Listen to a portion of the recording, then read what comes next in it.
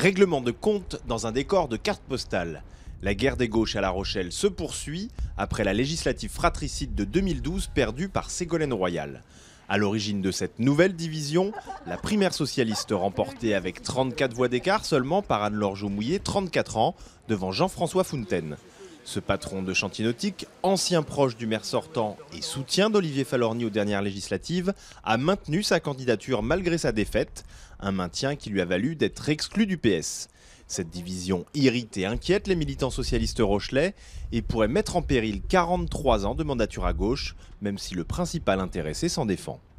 Je ne pense pas. Il y a cette élection qui doit être passée, mais une fois que l'élection aura eu lieu, et une fois que les Rochelais auront tranché, je pense que La Rochelle pourra reprendre sa route sur cette vision d'une gauche très humaniste, d'une gauche très entreprenante qu'avait mise en place Michel Crépeau.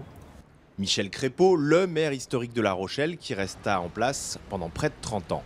La candidate socialiste ne dénigre pas cet héritage des radicaux de gauche, mais souhaite passer à autre chose. On assiste à une recomposition, à une régénération nécessaire de la gauche rochelaise. Et donc il n'est pas étonnant que certains s'accrochent à un certain fonctionnement en se disant que c'est leur tour, que ça ne peut pas en être autrement parce que ça fait 15 ans qu'ils préparent, qu'ils préparent leur carrière, leur fin de carrière. Et voilà, donc c'est juste un syndrome, c'est un peu malheureux, hein, c'est assez irresponsable, mais c'est un des syndromes de cette fin de cycle. Et à la réconciliation jugée impossible dans les deux camps s'ajoute une candidature séparée des Verts et de l'extrême gauche, une chance historique pour la candidate UMP Dominique Morvan de faire basculer la ville à droite en cas de triangulaire. Tous les voyants sont au vert, il y a une scission à gauche qui est très importante. Ça, c'est une des premières raisons. La deuxième, c'est que les Rochelais aujourd'hui sont très déçus.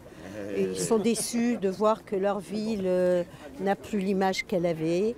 Et ils attendaient autre chose, je crois, du dernier mandat du maire. Tous les candidats partagent ce constat. Passé l'image de carte postale, La Rochelle souffre de disparités sociales importantes, avec un revenu médian inférieur au reste du pays, des logements sociaux auxquels ont droit près de 70% des Rochelais et un prix du foncier toujours plus élevé.